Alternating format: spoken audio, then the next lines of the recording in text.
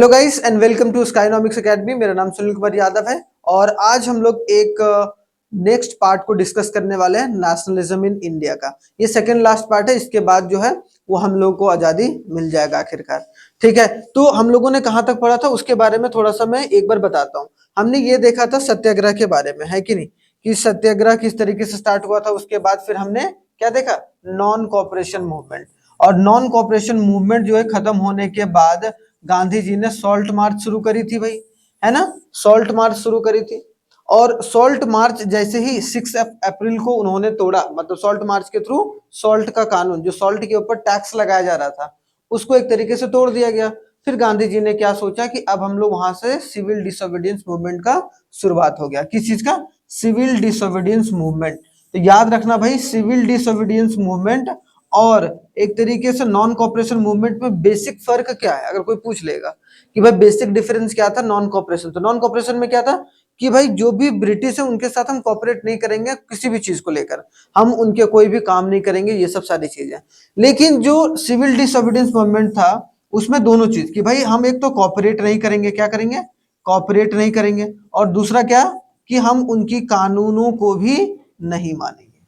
तो मेन जो फोकस था इसमें कि कानून, अब कानून तो तोड़ दिया गया एक बारी, क्योंकि ब्रिटिश सरकार के थ्रू या उनका जो कानून था वो ये था कि कोई भी इलीगल तरीके से क्या है, नमक को नहीं बना सकता। लेकिन गांधी जी ने दांडी मार्च कर कर एक तरीके से क्या कर दिया, अपने सॉल्ट कानून को खत्म कर दिया। और वहां से शुरुआत होती है किसकी, सिविल डिसोबीडियंस मूवमेंट की। अब यहां से देखना थोड़ा सा टर्निंग पॉइंट है, कहानी के जैसा समझना तो ज्यादा बेहतर तरीके से समझ में आएगा। हमने सिविल डिसोबीडियंस मूवमेंट का यहाँ पर क्या हुआ, the different from the non cooperation movement as the people were asked to break the colonial laws. इसमें क्या बोला गया कि नॉन कॉपरेशन मूवमेंट में तो हमें बोला कि भाई कॉपरेट नहीं करेंगे, उनके कोई भी बात को हम नहीं मानेंगे, जो भी हमें या हमारे को अत्याचार जो किया जा रहा था वो एक तरीके से आप बंद करो। लेकिन यहाँ पर क्या किया गया, बोला गया कि जो कॉलोनियल रूल्स थे, ठीक है, कॉलोनियल रूल्स मतलब जो लॉज हैं, वो मतलब जो ब्रिटिश सरकार के जो कानून है उनको मानना बंद कर दो। तो लोगों से ये बोला गया किसके तहत, सिविल डिसोबीडियंस मूवमेंट के तहत। और क्या, thousands broke the salt law, मतलब बहुत सारे हजारों लोग जो थे अब सॉल्ट लॉ को ब्रेक करना शुरू किए, और वो लोग अपने अपने तरीके से इलीगल तरीके से नमक बनाकर अपने घरों में उसका इस्तेमाल करना शुरुआत कर दिया गया। ठीक है, और बाइकॉट फॉरेन क्लोथ भी कर दिया गया भाई, जो कि एक तरीके से हम लोग कि उनके साथ कॉपरेट नहीं करेंगे।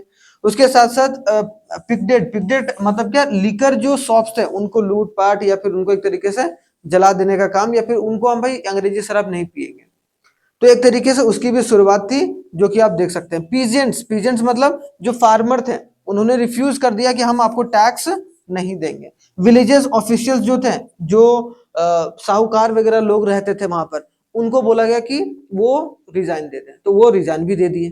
ठीक है, तो आप देख रहे हो विलेज के लोग भी, विलेज में रह रहे बहुत सारे जो पीजेंट्स थे उन्होंने भी, और खास करके किसने, forest people violated the forest law, जो कि कौन थे भाई, मैंने बताया था, ट्राइबल्स। ट्राइबल्स लोगों ने भी क्या करा कि भाई बोला कि भाई अब हम इसके कोई भी कानून को नहीं मानेंगे। तो देख रहे हो, फिर कॉलोनियल गवर्नमेंट अरेस्टेड। अब कॉलोनियल गवर्नमेंट तो शांत बैठेगी नहीं, ब्रिटिश गवर्नमेंट तो शांत बैठेगी नहीं। ब्रिटिश गवर्नमेंट में क्या क्या करने लगा, वो कांग्रेस के बड़े बड़े लीडर को गिरफ्तार करने लगा।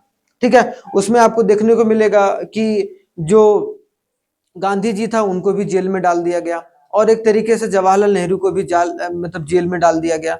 और एक तरीके से उसके बाद ये पूछा गया लॉर्ड इरविन के थ्रू, क्या कि भाई आप आओ और मेरे से बात करो। कौन, गांधी जी को। तो गांधी जी जाते हैं तो उनके पीठ पीछे बहुत लोगों को जेल में डाल देता है, कौन, एक तरीके से ब्रिटिश। जिसकी वजह से और भी एक तरीके से लोगों के अंदर जो है वो क्या है कि गुस्सा फूट फूट के आ जाता है कि भाई नहीं, ऐसा हमारे बड़े बड़े लीडर्स को क्यों एक तरीके से फोर्सफुली जेल में डाला जा रहा है। क्लियर।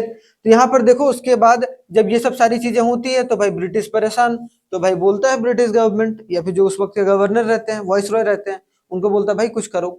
तो करने पर ये क्या करते हैं, बोलते हैं भाई राउंड टेबल कॉन्फ्रेंस में आओ। और गांधी जी और इरविन पैक्ट बोला जाता है इसको, क्योंकि गांधी जी और इरविन के बीच में एक समझौता होना था कि किस तरीके से आप जो है वो चीजों को भारत में लेकर चलेंगे। ठीक है, इन चीजों के लिए क्या बोला गया, Gandhi ji called off the movement, Gandhi ji ने मूवमेंट को कॉल्ड ऑफ करा। ठीक है, किसमें, जो सिविल डिसोबीडियंस मूवमेंट। उसके बाद उनको बुलाया गया, agreed to participate in a round table conference. कहां पर? लंदन में। अब ये तो लंदन चले गए, उनके पीठ पीछे जो है the government release a political prisoner in return. लेकिन गांधी जी ने एक बात बोली थी कि मैं तभी बात करूंगा आपसे जब आप जो हम लोगों के जितने भी लोगों को आपने जेल में डाल रखा उनको छोड़ो। तो एक तरीके से ये नेगोशिएशन किया गया किनके द्वारा? गांधी जी के द्वारा। Negotiation in London broke down and Gandhi ji return disappointed. अब थोड़ा बहुत तो बात मान लिया गया था कि भाई चलो ठीक है, दो चार लीडर को छोड़ दिया गया, अब आप आओगे उसके बाद फिर छोड़ देंगे, ऐसा बात बोला गया। लेकिन गांधी जी जब आए तो उनकी कोई भी बात जो है, गांधी जी की एक भी बात सुनी नहीं जाती। कहां पर? लंदन में। तो वो बहुत नाराज होते हैं। और ऊपर से यहाँ आके देखते हैं कि back to India the government started a new cycle of preparation and Gandhi ji relaunch the movement. और यहाँ आके देखते हैं तो कांग्रेस के बहुत सारे लीडर को एक तरीके से जेल में फिर से डाल दिया गया होता है। कांग्रेस को बोलता है कि भाई ये पार्टी जो है वो इलीगल पार्टी है, इलीगल पार्टी का दर्जा दे देता है। मतलब एक तरीके से गांधी जी का इन्फ्लुएंस को खत्म करने के लिए ही गांधी इरविन पैक्ट के लिए बुलाया गया था उनको, ताकि ये पीठ पीछे गांधी जी के जो है काम तमाम कर सके। ठीक है, क्योंकि यही एक लीडर थे जिनकी वजह से मास मूवमेंट इकट्ठा हो पाता था। इनके बोलने की वजह से ये जो है बहुत सारे लोगों की भीड़ इकट्ठा, आप देखते हो, आपने मैंने पढ़ाया भी था, डांडी मार्च के थ्रू जब भी जहां रुकते थे वहां पर बहुत सारी महिलाएं वगैरह या बहुत सारे पुरुष वगैरह उनके मार्च में क्या नहीं, बहुत सारे कांग्रेस के बहुत सारे लीडर थे। लेकिन लीडर कौन थे वो इंपॉर्टेंट रोल प्ले करता है ना, किनके लीडरशिप में वो हो रहा था? गांधी जी के लीडरशिप में हो रहा था। ठीक है, तो ये सब सारी चीजें। अब लेकिन मूवमेंट क्यों धीरे धीरे एक तरीके से कम होने लगा, मूवमेंट डिक्लाइन क्यों होने लगा? कौन? Civil disobedience movement. देखो, the civil disobedience movement continue to over a year but lost momentum in 1934।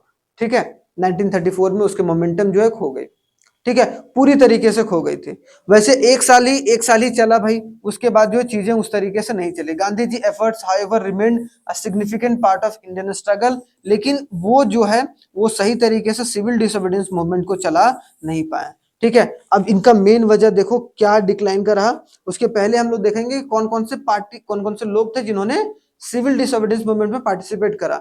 ये सब एनसीईआरटी के हिसाब से है। ठीक है, एनसीईआरटी में जो टॉपिक है उसके हिसाब से चल रहा है, ताकि आपको कोई भी दिक्कत ना हो। अब यहाँ पर अगर क्वेश्चन आ गया, यहाँ से क्वेश्चन आना मेरे को लगता है कि इस साल जो होगा वो क्वेश्चन यहाँ से जरूर आएगा कि भाई किसने, how participants saw the movement. अब हमने बताया था शुरुआत में कि स्वराज का मतलब सब लोगों का अलग अलग था। पीजेंट्स के लिए अलग स्वराज का मतलब था, बिजनेस क्लास के लिए अलग से स्वराज का मतलब था। लेकिन जब नॉन कॉपरेशन मूवमेंट टूटा तो एक तरीके से बहुत सारे लोगों का दिल भी टूटा था। सेम उसी तरीके से यहाँ पर भी बहुत सारे लोगों का दिल भी टूटा था। और उसके साथ साथ हम समझेंगे किन किन लोगों ने या किन किन सोशल ग्रुप्स के लोगों ने साथ में आकर एक तरीके से काम करा और जो है हमारे मूवमेंट में साथ दिया। देखो यहाँ पर पहला कौन? Rich peasants community. अब जिसमें कौन से? पाटीदार्स ऑफ गुजरात और जाट्स ऑफ उत्तर प्रदेश, ये दो मुख्य या फिर मेजर पार्टिसिपेंट्स थे जिन्होंने एक तरीके से सिविल डिसोबीडियंस मूवमेंट में पार्ट लिया था। ठीक है, यहां पर इन लोगों का मांग क्या था? Hit hard by the trade depression. अब हमने बताया था कि 1929 के आसपास में ग्रेट डिप्रेशन आया था, उनकी वजह से इनका जो धंधा था वो एक तरीके से मंदा चल रहा था, तो जिनकी वजह से बहुत सारी चीजों का जो प्राइस था वो क्या हुआ था? गिर गया था। अब चीजों का प्राइस गिर जाता है तो एक प्रोड्यूसर को या फिर एक पीजेंट्स को बहुत घाटा होता है भाई। मान लो कि टमाटर हम 5 रुपया में उगाएं, 5 रुपए प्रति किलो, और वो मार्केट में बिक रहा है 2 रुपए प्रति किलो, तो एक तरीके से दिक्कत वाली बात है कि नहीं? तो डिप्रेशन की वजह से चीजों का प्राइस भी कम हो गया था। Supported the movement to fight the high revenue. अब इनका ये मांग था क्या कि भाई क्या करो कि आप लोग जो बहुत ज्यादा रेवेन्यू ले रहे हो, अब घाटा हो गया हमें, तो अब घाटा हो गया, चीजों का प्राइस कम हो गया, तो आप रेवेन्यू भी कम करो, आप जो टैक्स ले रहे हो उसको टैक्स कम करो। लेकिन ब्रिटिश मानने के लिए तैयार नहीं था। तो इसलिए जो है वो रिच पीजेंट्स जितने भी कम्युनिटीज थे उन्होंने एक तरीके से इस मूवमेंट में पार्ट लिया, ताकि जो है उनकी हाई रेवेन्यू जो वो पे कर रहे थे उनको एक तरीके से ना पे करना पड़े। और ये डिसअपॉइंट थे when the movement called off without the revenue rate revision. ठीक है, इनका ये मानना था कि भाई ये मूवमेंट में हम साथ जाएंगे तो ब्रिटिश जो है प्रेशर बनाएंगे, और ब्रिटिश जो है अब हमें एक तरीके से रेवेन्यू कम करेगा और रिवाइज करेगा कि भाई चलो ठीक है, पहले इतना था अब इतना दे दो। लेकिन जब मूवमेंट कॉल्ड ऑफ हुआ, जब मूवमेंट एक तरीके से बंद हुआ, तो ये लोग बहुत नाखुश हुए। और ये लोग बड़े बड़े जो किसान थे ना वही तो। ठीक है, तो भाई अब कोई भी बात है, हम इतने आज से गए हुए थे उस मूवमेंट में, सबकी भागीदारी को निभाने के लिए, फिर उसके बाद हमें अचानक से बोल दिया जाता है कि भाई अब बंद करो और मेरा काम भी ना निकले, तो एक तरीके से दिक्कत वाली बात है। तो यहाँ भी देखने को मिल रहा है जिस तरीके से नॉन कॉपरेशन मूवमेंट में सबके लिए अलग अलग एक स्वराज का मीनिंग था, यहाँ पर भी आपको देखने को मिलेगा अलग अलग जो तबके के लोग थे या अलग अलग सोशल ग्रुप्स थे, उनकी अलग अलग एक तरीके से ख्वाहिशें थी। किनसे? सिविल डिसोबीडियंस मूवमेंट से। क्लियर। दूसरा थे पुअरर पीजेंट्री। अब बहुत सारे लोग थे ना जो रिच पीजेंट्स के नीचे काम करते थे, poor peasants. Struggled with rent payment to the landlords. ये लोग भी परेशान थे, लैंडलॉर्ड को एक तरीके से पैसा देते देते। तो एक तो थे भाई जो रिच लोग जिनके पास अपनी जमीनें थी, एक जो थे जिनका जिनके जिनका जमीन ब्रिटिश सरकार के पास था और वो जमींदार या लैंडलॉर्ड को दिया गया था और उनसे रेंट वसूला जाता था, जो नीचे लोग काम कर रहे होते, जिनके पास कोई जमीन नहीं होती थी। वो लोग भी एक तरीके से उनको भी रेंट बहुत ज्यादा हाई पे करना होता था। मान लो कोई जमीन दिया गया भाई, इसमें 2 किसानों को या 4 किसानों को काम करने बोल दिया गया, अब इसे उतना फसल हो नहीं रहा है, लेकिन रेवेन्यू जो है वो मांगा जा रहा है, टैक्सेस जो है वो मांगा जा रहा है, किसके थ्रू? कौन मांग रहा है भाई? लैंडलॉर्ड। क्योंकि लैंडलॉर्ड क्यों मांग रहा है? क्योंकि एक तरीके से उसको किसको देना है? ब्रिटिश को देना है। ठीक है, समझ में आया? इस वजह से ये लोग भी चाह रहे थे कि जो रेंट है वो एक तरीके से कम। ठीक है, कौन? पुअरर पीजेंट्स लोग। Joint radical movement. बहुत सारे ऐसे मूवमेंट ज्वाइन किया गया जो कि सोशलिस्ट और कम्युनिस्ट पार्टी के या कम्युनिस्ट लोगों के थ्रू जो है वो एक तरीके से चलाया गया था। देखो सारे लोग जब मूवमेंट चलता है ना तो बहुत सारे ग्रुप बन जाते हैं। तो बहुत सारे सोशलिस्ट ग्रुप्स है, रेडिकल ग्रुप्स मतलब ऐसे ऐसे ग्रुप्स के लोग जो कि एक तरीके से एक पर्टिकुलर चीज को सपोर्ट कर रहे हैं। तो वैसे वैसे ग्रुप बन जाते हैं बहुत सारे, ताकि हम अपना अपना काम निकलवा सकें। ठीक है, तो ये चीज। Uncertain relationship with Congress. अब यहाँ पर एक सबसे खराब बात ये थी या फिर एक दुख वाली बात ये थी कि कांग्रेस जो थे वो एक तरीके से किसके साथ था? कांग्रेस जो था रिच पीजेंट्स के साथ था, वो गरीब पीजेंट्स के साथ नहीं था। वो ये बोलता था, ये सोचता था कि भाई अगर रिच पीजेंट्स, क्योंकि रिच पीजेंट्स के पास पैसा था और वो पैसा फंड करता था पार्टी को, और उसी के थ्रू जो है वो पार्टी अपना चीजों को रन कराती है भाई, मतलब पार्टी सब इंजाम मतलब क्या बोलते हैं, इंतजाम करती है, चीजों को आगे बढ़ाती है, क्योंकि पैसा लगता है। बिना पैसे का तो कहाँ मूवमेंट हो पाता है। तो एक तरीके से इनका ये मानना था कि अगर हम पुअरर पीजेंट्री को अगर सपोर्ट दे देंगे तो ये लोग नाखुश हो जाएंगे, जिसकी वजह से हमें परेशानी हो सकता है। इसी वजह से कभी भी पुअरर पीजेंट को एक तरीके से साथ नहीं दिया गया कांग्रेस का। ठीक है, तो इन लोगों को अलग देख रहे हो यहाँ पर। Uncertain relation with Congress due to Congress reluctance to the support of no rent campaign. ठीक है, जब ये लोग रेडिकल मूवमेंट निकाला गया इन लोगों के द्वारा कि भाई हम रेंट नहीं देंगे, तब इनको कांग्रेसी लोगों ने सपोर्ट नहीं करा। ठीक है, कि भाई हम आपको ये सपोर्ट नहीं करेंगे, आपको रेंट तो देना पड़ेगा, क्योंकि आफ्टर ऑल जो पैसा जा रहा था उसके पास, वो रिच पीजेंट्री के पास या बिजनेस क्लास लोगों के साथ जा रहा था। ठीक है, तो वो रिच जो क्लास के लोग थे ना उनको एक तरीके से सपोर्ट करके चल रहे थे, नीचे लोगों को सपोर्ट नहीं किया जा रहा था। ठीक है, अब रोल ऑफ बिजनेस क्लासेस। यहाँ भी देखो अभी हमने क्या देखा, एक तो एक रिच पीजेंट्स, एक पुअरर पीजेंट्स। तो जो रिच पीजेंट्स थे उनके साथ कांग्रेस थी, और उनके साथ जो पुअरर पीजेंट्स थे उनके साथ कांग्रेस नहीं थी। अब कांग्रेस यहाँ पर भी इन लोगों को सपोर्ट करते हैं, किसका? बिजनेस क्लासेस, जो इंडियंस मर्चेंट्स एंड इंडस्ट्रियलिस्ट। अब देखो क्या होता है, बिजनेस क्लास के जितने भी लोग थे उनको भी घाटा का सौदा करना पड़ा भाई, जब डिप्रेशन की वजह से आया। तो बिजनेस क्लास के लोग भी नाखुश थे, क्योंकि कुछ भी अगर वो इंपोर्ट कर कर बेचते थे ना, इंपोर्ट करने का मतलब क्या, बाहर से सामान लाते थे और वो बेचते थे फिर। ठीक है, तो उन पर भी टैक्स एक तरीके से बढ़ा दिया गया था। ठीक है, तो वो भी एक दिक्कत वाली बात थी, जिसकी वजह से बिजनेसेस को दिक्कत हो रहा था, हमारे लोगों को। तो यहाँ पर क्या किया गया, made a huge profit during जो है वो वर्ल्ड वॉर 1। जब वर्ल्ड वॉर 1 के समय था तो वहां पर उसमें बहुत अच्छे तरीके से इन्होंने प्रॉफिट कमाया, लेकिन अपोज द कॉलोनियल पॉलिसी। इन्होंने शुरुआत से ही कॉलोनियल पॉलिसी को एक तरीके से अपोज करा, जिसकी वजह से क्यों, क्योंकि सारा फायदा ब्रिटिश जो है वो ईस्ट इंडिया कंपनी को देना चाहते थे, हमारी इंडियन कंपनीज को नहीं देती थी। समझो, हमने क्या बताया था शुरुआत में कि ईस्ट इंडिया कंपनी यहाँ पर आई थी क्या करने के लिए? व्यापार करने के लिए, ट्रेड करने के लिए, कि भाई यहां से हम सामान ले जाएंगे, बेचेंगे, एक्सपोर्ट इंपोर्ट करेंगे, जो भी करेंगे। ठीक है, लेकिन उसकी वजह से क्या होता था कि हमारे देश के जो बिजनेसेस थे उनको क्या होता था? घाटा होता था। तो ये चीज तो एक तरीके से दिक्कत वाली बात है ना। अब सोचो, हमारे देश में कोई दूसरा कंपनी आ जाए यहाँ पर, मान लो कि रिलायंस को फायदा नहीं हो रहा है लेकिन दूसरे कंपनी को फायदा हो रहा है, उसमें हमारे देश का फायदा तो बिल्कुल भी नहीं रहा, क्योंकि वो अपना कमाया हुआ पैसा कहाँ ले जाएगा?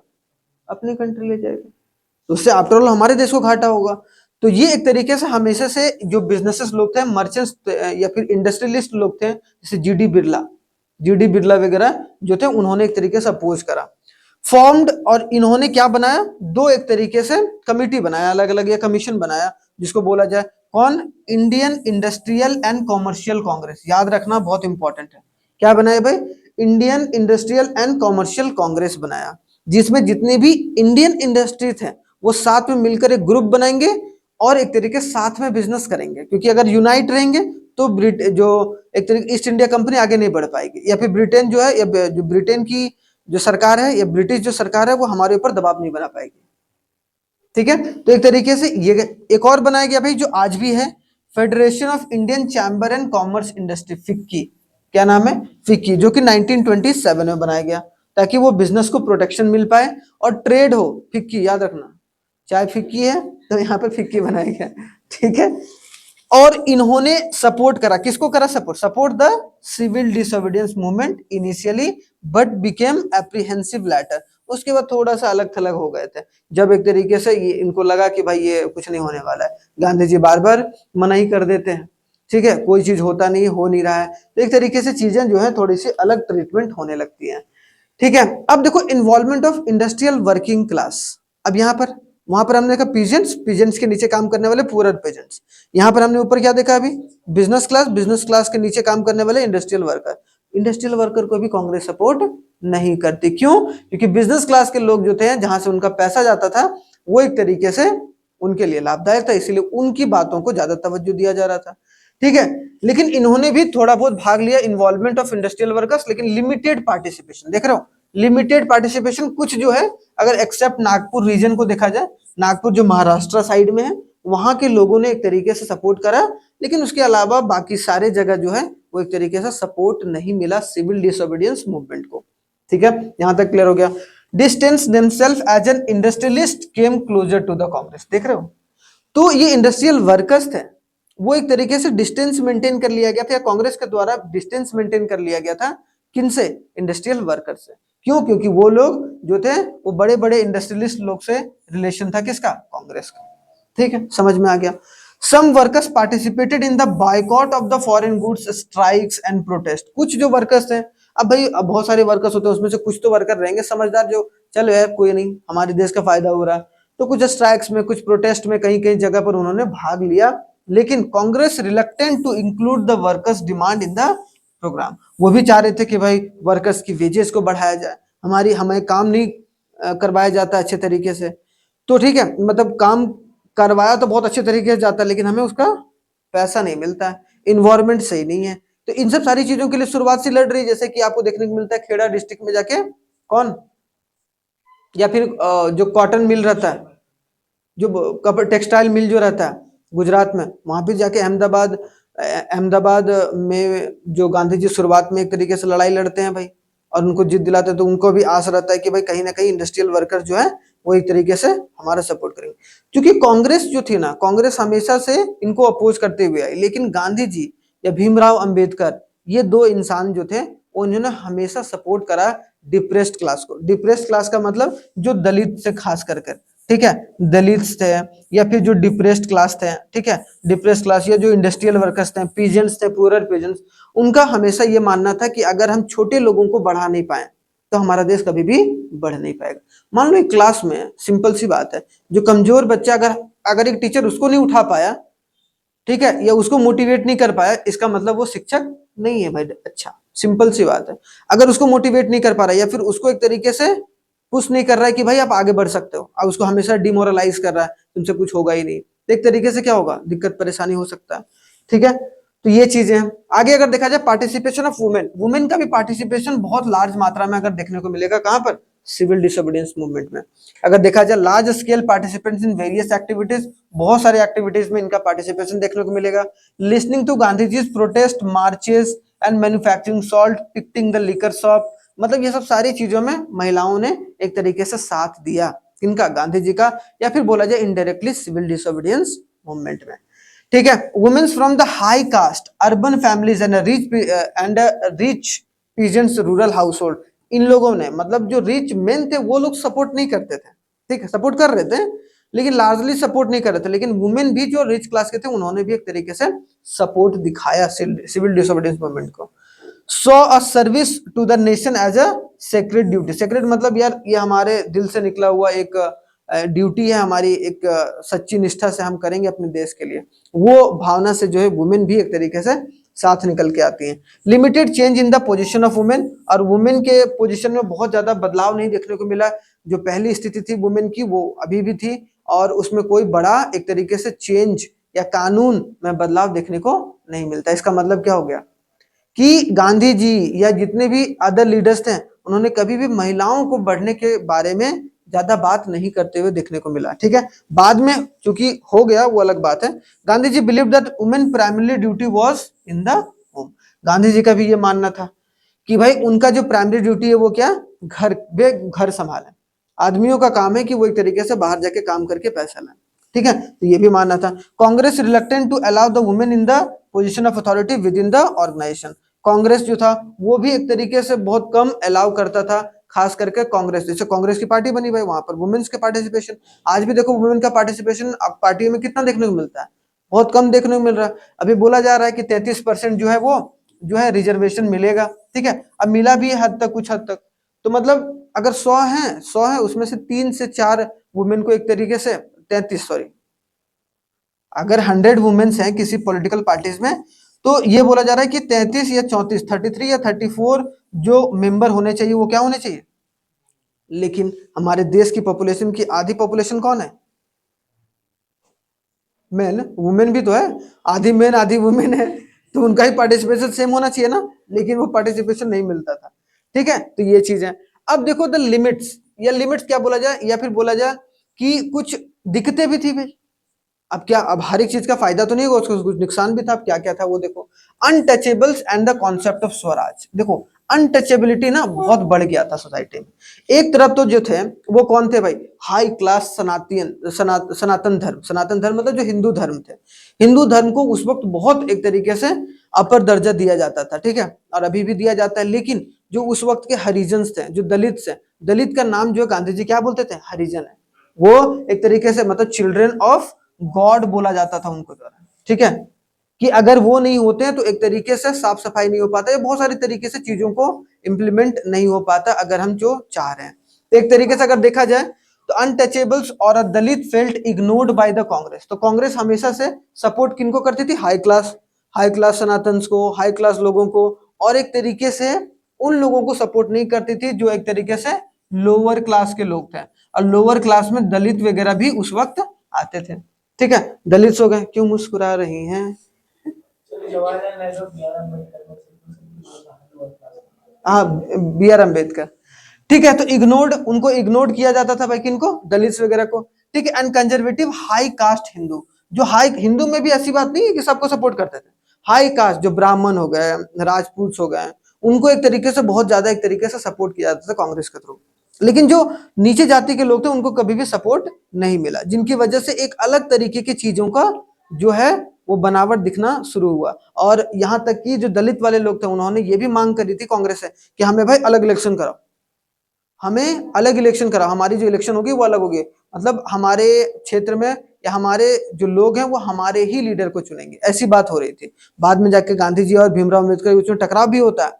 ठीक है, उसमें पैक्ट भी साइन होता है, पूना पैक्ट, वो भी हम लोग देखेंगे। Gandhi ji aim to eliminate untouchability. Gandhi ji का मानना था कि ये छुआछूत की भावना नहीं होनी चाहिए। एंड उन्होंने हरिजन को बोला था क्या, children of God. And advocating for their rights of the public space and amenities, कि भाई जितना सरकारी जो चीजों का लुफ्त है वो एक बड़ा जाति उठा सकता है, उतना ही एक छोटा जाति भी उठा सकता है। ठीक है, however many dalit leaders sought a political solution such as a reserved seats, educational institution and separate electorate। देख रहे हो, मतलब बहुत सारे लीडर थे, उसमें से एक लीडर का नाम जो बहुत बड़ा है, बी आर अम्बेडकर। जो बी आर अम्बेडकर थे उनका भी ये मानना था कि इनको एक तरीके से क्या मिलना चाहिए, रिजर्वेशन मिलना चाहिए, जो बाद में चलकर मिला भी भाई। रिजर्वेशन मिलना चाहिए, और क्या मिलना चाहिए, जो भी रिजर्व सीट है, एक तो हर एक चीजों में रिजर्वेशन होनी चाहिए, साथ ही साथ एजुकेशनल में भी। ठीक है, एजुकेशन में भी इनको चीजों को मिलना चाहिए। नहीं कि अगर मान लो कि एजुकेशन पर अगर सही बढ़ावा नहीं मिलेगा तो एक तरीके से पीछे रह जाएंगे। तो एजुकेशन में जो दलित है क्योंकि दलित को, अगर पहले के कोई मूवी देखे होगे ना, तो दलित लोगों को, जब यहाँ लोग, अगर हिंदू के बड़े बड़े बच्चे बैठे हुए हैं, ठीक, बड़े बड़े हिंदू के जो बड़े बड़े कास्ट के लोग के जो बच्चे हैं वो अलग बैठते थे, और दलित के लोग पीछे बैठते थे किनारे। दलित जो छोटे हरिजन नीचे जाति के लोग, ठीक है, जो साफ सफाई का काम करते थे, जो नाई का काम करते थे, जो धोबी होते थे, इनको सब एक तरीके से दलित के कैटेगरी में रखा जाता था, ठीक है। Despite Gandhi ji effort, the Dalit participants in the civil disobedience movement remained limited. इतना करने के बावजूद भी, गांधी जी के सपोर्ट करने के बावजूद भी, क्योंकि कांग्रेस सपोर्ट नहीं करती थी ज्यादा अच्छे तरीके से, जिसके वजह से उनका जो पार्टिसिपेशन था वो सिविल डिसोबीडियंस मूवमेंट में क्या था, लिमिटेड था, ठीक है, ज्यादा नहीं देखने को मिलता है। उसके बाद doctor Bhimrao Ambedkar and depress classes association कैसे आता है, क्योंकि भाई मैंने क्या बताया कि दलित वाली चीजें जो है वो चली रही थी। अब दलित को सपोर्ट करने वाला सबसे बड़ा लीडर कौन थे, बी आर अम्बेडकर हमारे देश में। तो इन्होंने क्या करा, बी आर अम्बेडकर या Ambedkar organize the Dalit into a depressed class association. उन्होंने क्या बनाया, एक संगठन बना दिया कि भाई जो भी अपने आप को डिप्रेस्ड समझ रहे हैं, या जो भी डिप्रेस्ड क्लास के लोग जो दलित हैं, वो एक तरीके से आप आ जाओ हमारे एसोसिएशन में जुड़ो, हम आपके लिए काम करेंगे। 1930 में बना दिया गया इनके द्वारा, ठीक है। And he clashes with Gandhi ji at a second round of conference demanding the separate electorates for a Dalit. और जब Gandhi ji second round table conference में गए, तो उस वक्त जो था वो भीमराव अंबेडकर जो थे वो अड़ गए थे कि नहीं भाई, हमें जो है इलेक्शन सेपरेट चाहिए। किनका, एक तरीके से दलित लोगों का, मतलब दलित क्लास के लोग जो हैं वो दलित लोगों को ही वोट देंगे, मतलब इस तरीके से उनके ग्रुप में ही लीडर खड़ा होगा और उन्हीं के द्वारा जो है वोट दिया जाएगा। तो समझ रहे, मतलब ये है कि एक तरीके से पॉलिटिकल राइट को भी दिलाने का काम जो है वो जुट गए। कौन जुट गए भाई दिलाने में, भीमराव अंबेडकर। एजुकेशनल राइट तो पहले ही थोड़ा बहुत रिजर्वेशन के बारे में बात हो रखा था, बाद में जब संविधान बनता है तो रिजर्वेशन हो ही जाता है, ठीक है, तो ये भी बात है। Following Gandhi ji fast into a death, Ambedkar agreed, देखो, टू द पूना पैक्ट। याद करना, आप समझना यहाँ पर, जब गांधी जी जेल में थे, ठीक है, गांधी जी कहाँ थे, जेल में थे, और भीमराव अंबेडकर ने मांग करी कि भाई सेपरेट इलेक्शन होना चाहिए, सेपरेट इलेक्शन करवाओ। अब ये गांधी जी जेल में अब ये भीमराव अंबेडकर थोड़ा सा चश्मा लगा लिए, ठीक है, भीमराव अंबेडकर, ये अंबेडकर हैं, ठीक है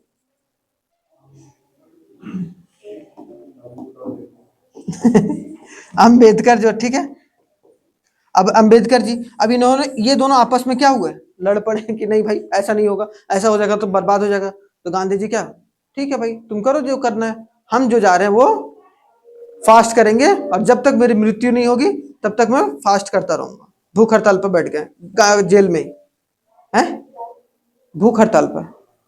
भूख मतलब मैं कुछ खाऊंगा नहीं, मैं कुछ खाऊंगा नहीं, मैं कुछ पीऊंगा नहीं, और जब तक तुम मेरी बात मानोगे नहीं। यही कि सेपरेट इलेक्शन नहीं होनी चाहिए, रिजर्वेशन नहीं होने चाहिए, ठीक है।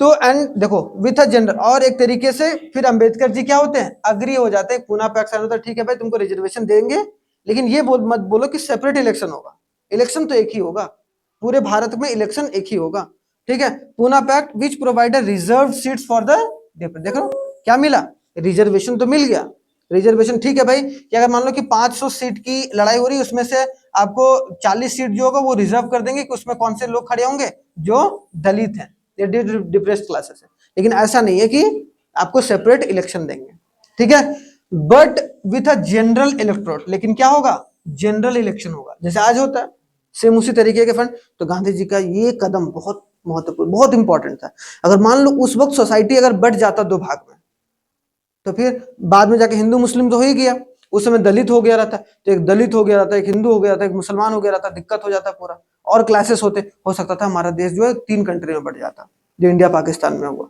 ठीक है, हो सकता था 3। लेकिन ये चीज बच गया, किनके वजह से, गांधी जी की वजह से। जब गांधी जी ने भूख हड़ताल में बैठ गया, मैं नहीं खाता कुछ जब तक तुम मेरी बात को नहीं मानोगे, क्योंकि ये तो होने नहीं देंगे। पहले मुसलमान लोगों ने भी सोचा, यही बोला था, और एक तरीके से उनको ब्रिटिश गवर्नमेंट के थ्रू दे भी दिया गया था। अभी आगे आएंगे, उसको पढ़ेंगे कल वाले में, जब स्वराज वाली बात होगी, तो कल 5-6 पेज का पीडीएफ है और बचा हुआ, वो कंप्लीट हो जाएगा कल, ठीक है। Dalit movements remain cautious and Congress led the national movement. और जो दलित का मूवमेंट था वो थोड़ा शांत हुआ, और कांग्रेस ने फिर से हमारे देश का जो भी मूवमेंट था उसको पुरजोर तरीके से आगे बढ़ाने का काम किया। तो हमने देखा कहां से, सॉल्ट मार्च से यहां तक, कि किस तरीके से चीजें यहाँ पर चली। कल जो होगा वो मुसलमानों का किस तरीके से, मुस्लिम्स का पार्टिसिपेशन किस तरीके से रहा वो देखेंगे। खिलाफत मूवमेंट का जो शुरुआत है वो हुआ था, उसके बाद हम लोग लास्ट में देखेंगे कि हमें एक तरीके से स्वराज कैसे मिली या फिर हमें इंडिपेंडेंस कैसे मिले, वो कल कंप्लीट करेंगे। ठीक है, तो कल तक एक तरीके से आप लोग रिवाइज जरूर करिएगा भाई, इंपॉर्टेंट है। कल जो 6th पार्ट है वो एक तरीके से खत्म होगा, उसके बाद फिर हम लोग क्या शुरू करेंगे, ज्योग्राफी शुरू करेंगे। ठीक है, तो ज्योग्राफी शुरू करेंगे शानदार तरीके से। चलिए धन्यवाद, मिलते हैं नेक्स्ट वीडियो में, तब तक आप लोग अपना बहुत बहुत ख्याल रखिए।